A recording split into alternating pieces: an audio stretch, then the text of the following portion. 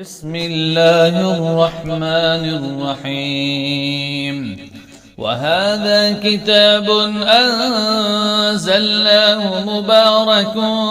فاتبعوه واتقوا لعلكم ترحمون أن تقولوا إنما أنزل الكتاب على طائفتين من قبلنا وإن كنا عن دراستهم لغافلين أو تقولوا لو أنا أنزل علينا الكتاب لكنا أهدى منهم فقد جاءكم بينة من ربكم وهدى ورحمة فمن أظلم ممن كذب بآيات الله وصدف عنها سنجزي الذين يصدفون عن آياتنا سوء العذاب بما كانوا يصدفون هل ينظرون إلا أن تأتيهم الملائكة أو يأتي ربك أو يأتي بعض آيات ربك يوم يأتي بعض آيات ربك لا ينفع نفسا إيمانها لم تكن آمنت من قبل أو كسبت في إيمانها خيرا قل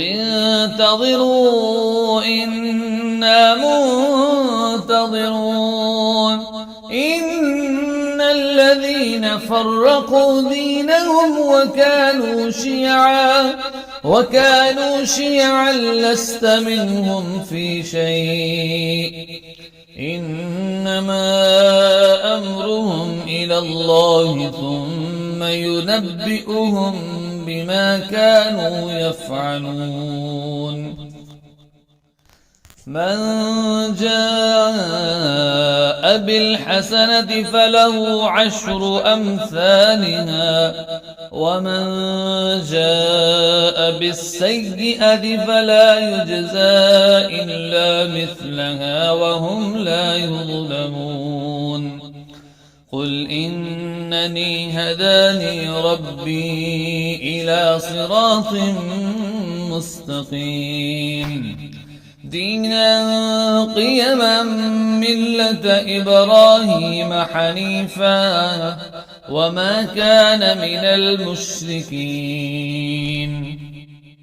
قل إن صلاتي ونسكي ومحياي ومماتي لله رب العالمين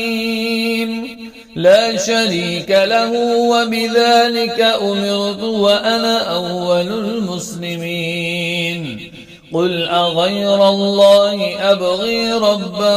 وهو رب كل شيء ولا تكسب كل نفس إلا عليها ولا تزر وازرة وزر أخرى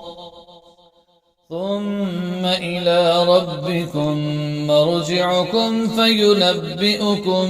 بما كنتم فيه تختلفون وهو الذي جعلكم خلائف الأرض ورفع بعضكم فوق بعض درجات ليبلوكم فيما آتاكم إن ربك سريع العقاب وإنه لغفور رحيم